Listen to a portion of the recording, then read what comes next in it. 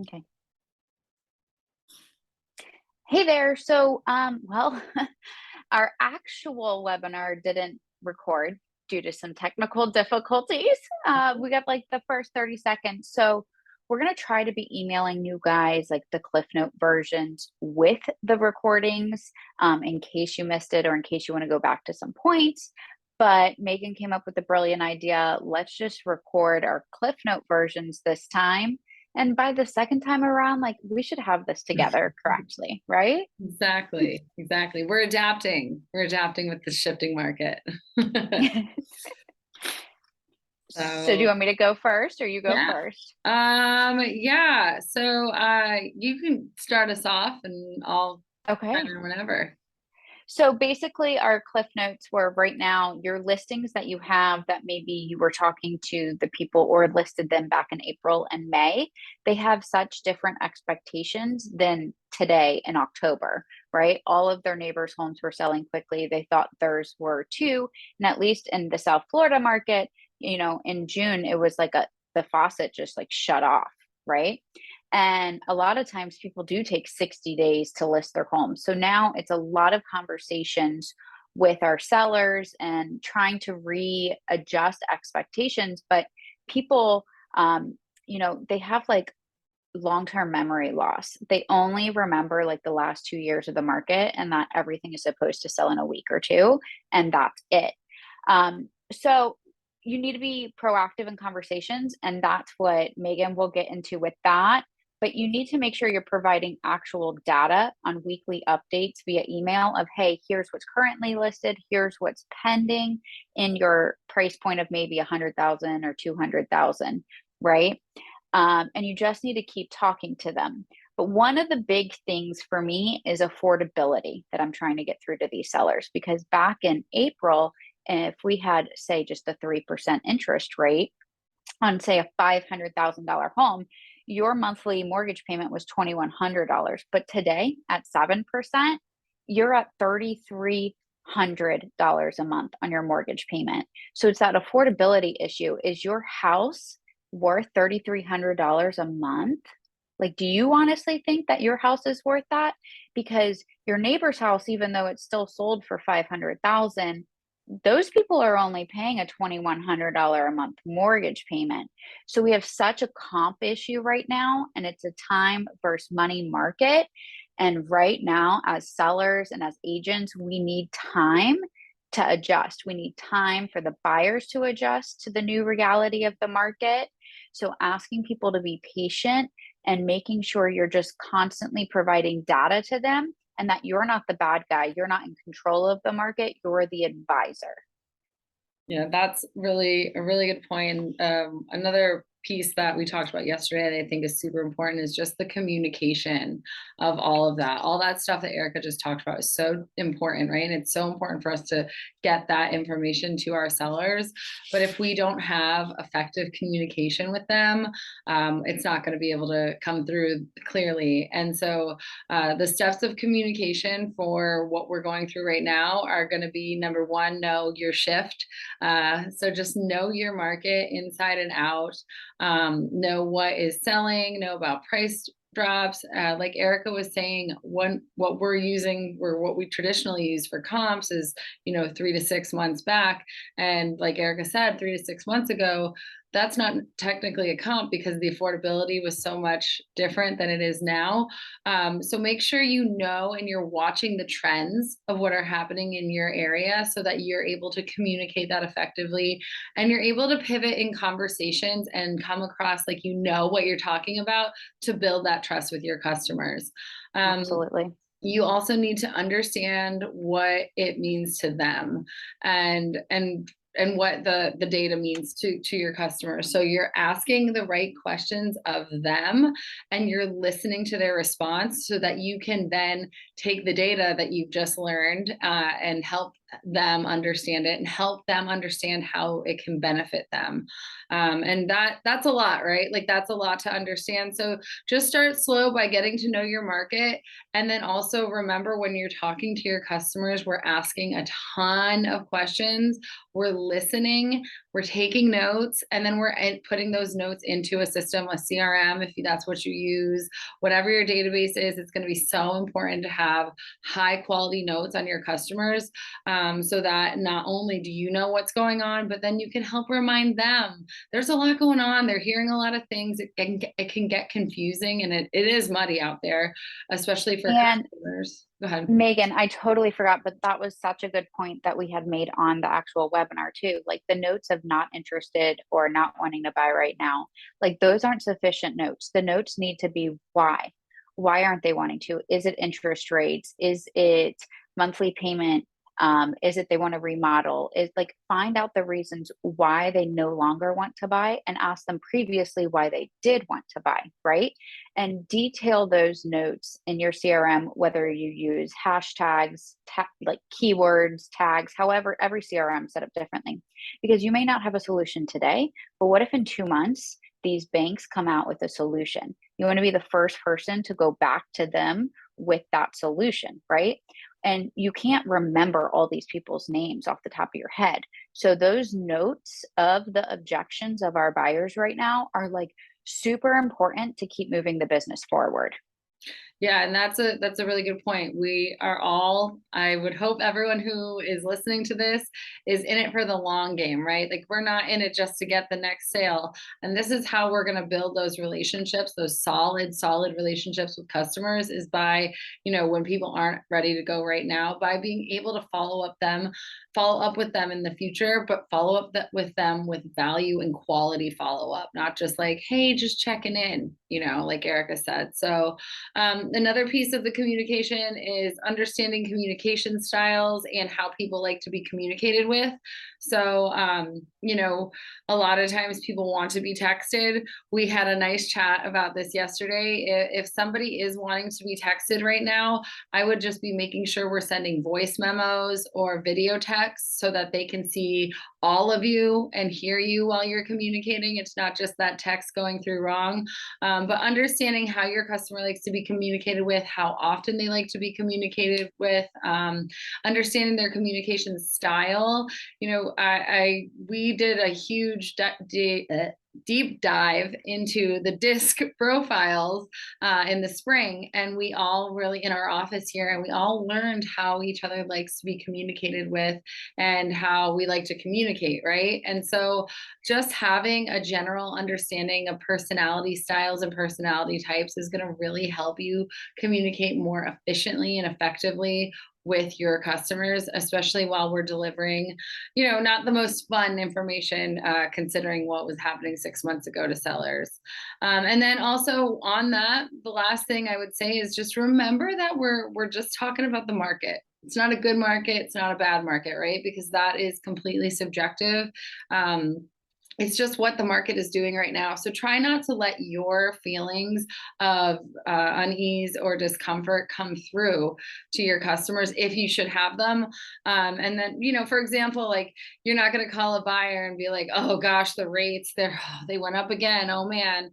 And then say, okay, so like, did you guys want to go shopping this weekend?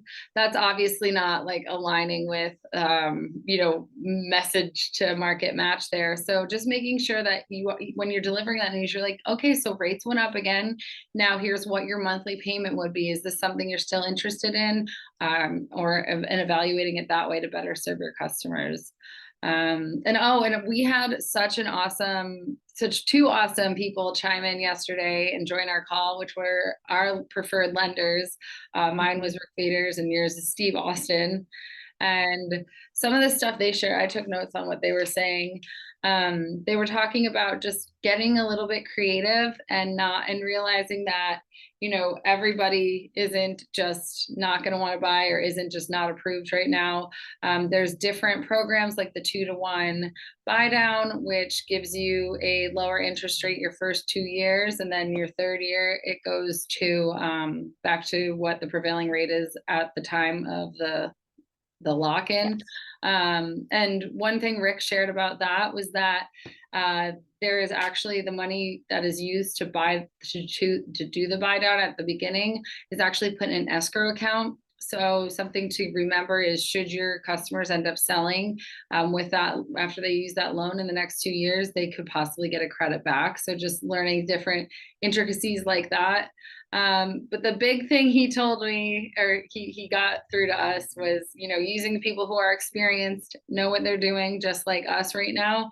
But make sure that we are deferring to someone we trust when we're sending our customers to lenders right now. Yep. And then we talked with that too, as long as you have a good lender, like having information put in brokers and public remarks about, seller willingness to buy down interest rates, right? Because if you're going to your buyers and finding out what the objection is, if it is the monthly payment, which 9 out of 10 times that is what the objection is right now, and it's like, what would you like your payment to be? You could reverse engineer. You could see how much of a seller credit you could get on a buy down. You could see if a 2-to-1 works. You could see if an ARM, for some reason, I'm not a huge fan of ARMs personally in my location, but in other areas it really works. Finding out how long your buyer's willing to, or not willing, how long your buyer plans on living in the home, because you have to realize what the rate of appreciation is of home ownership. It still does supersede the rate of the interest rates. So if it's a long-term investment, you got to be able to educate them on that. And if you're not educated enough, keep learning, but lean in on your lenders who are educated enough in that. Don't just say, hey, that's a mortgage question. Like, have an open conversation with them and be like, to further dive into that, let's get the lender involved, do a 3-way call, do a Zoom, do a text, like be their trusted advisor in that. Because right now, I mean, I'm sure a lot of people are able to get listings, but the listings aren't actually selling, right? You have buyers. You need to get the buyers to be buying right now. So, what information can you attach in brokers' remarks, public remarks, to documents that lenders can provide? You have to look at that big picture right now and show your seller that that's what you're doing also right now. And a lot of it comes down to just educating, educating, educating. Yeah, that's really what right now in our team, what we're focusing on is being that like trusted advisor, and just being there to give all the information to help them make decisions. And then I really do agree with you, Erica, that it's not the time to say, oh, that's a mortgage question, here, call this person, because I think right now people just need that safety and security of knowing exactly what, or knowing, having a better idea what's going on.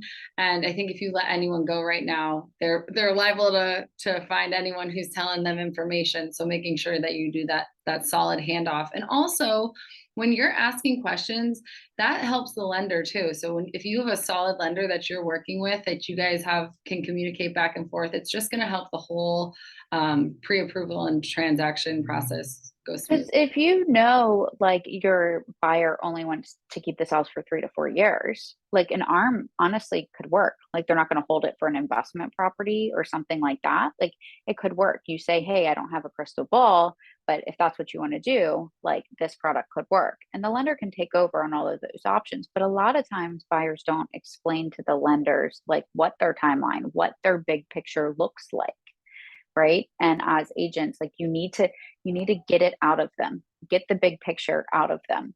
And that helps, like back to seller conversations. Like if your seller knows that that's what you're doing and you're helping other buyers agents like educate their clients, because you can't trust that the buyer's agent on your listing knows all of this. So you have to keep coming from a place of helping, anything I can do to assist. Here's a great brochure. Here's this. Totally cool if you use your own lender, but my lender's willing to help. Like that's the stuff that you need to be showing your seller and communicating to your seller that you're actively doing. Because right now, a lot of sellers, it's really easy for them to blame their home not having showings or sitting in the market on their agents right now. It's so easy for them to do that because things are still selling. It's just at such a slower pace. Hmm. Yeah, and I think ultimately it comes down to us really controlling the narrative. And like you said, like if our sellers don't know what we do unless we tell them what we do, right? So controlling the narrative of what you're doing and controlling the narrative of what is going on out there, so they're not being fed, that chicken little syndrome that's going on, like the sky's falling. It's horrible again. So four cornerstones to control your narrative is knowing your data, the NAR stats. You can find our chief economist. His name is Lawrence. He is amazing. You can find his stuff on any NAR social media platforms. He does an update too every day. Keeping Current Matters is another great place to find some national data. And knowing that's just going to help you be a more well-rounded agent right now, and understanding what's going on, not just in your local market, but what's going on in the market in general. Obviously, you need to know your local market trends. Associations have so many different tools. MLSs have different tools, hot sheets, all sorts of stuff. So reach out to your people at your local association if you need help with that. But there's a lot of ways to learn those local market trends. And it's going to be super, super important that we know those moving forward.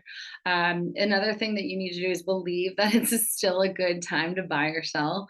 I know that seems kind of funny to say out loud, but we have to believe that, because if we don't, our customers are going to know. And honestly, if you don't believe it's a good time for someone to buy or sell, you probably shouldn't be helping them buy or sell. So you need to have belief in the market that it's still a good time, and also be honest with your customers in that part too. And then the fourth part is the ability to convey all of this stuff efficiently and effectively. And we chatted about a couple ways to do that, and I think a lot of it has to come down to getting in person again with our customers, picking up the phone and being proactive instead of waiting for when they call or avoiding their call when they call. It just is going to get harder to talk to them the more reactive we have to be. And then just understanding the science behind communication. Only 7% of what we say is the words. So you're only communicating at a 7% level when you're emailing or texting. So really push yourselves. It's time to step up as professionals, and it's the other 55% is what your face does and what your body's doing. So send those video texts, get in front of your customers again, and just really focus on building the relationship and knowing your stuff right now. Yeah. And I think I can end it with, locally in my market, pending sales are down 30%. And I'm telling all of my team, you need to be working at least 30% harder right now, right? Imagine your income being cut by 30%. Really, ideally, I want you working 60% harder right now to make up for that, because you have to double down right now. So yeah, we're going to do this. We have 3 more calls. Next time it'll actually be recorded, and we'll send the full recording with just some cliff notes. Yeah. And I think everybody who is attending this and joining in are those agents that you're talking about there, that are the ones that are working extra hard. We're all diving in, we're all leaning into it. So I'm excited for the next couple of weeks and can't wait to see what we learn next week. See you guys.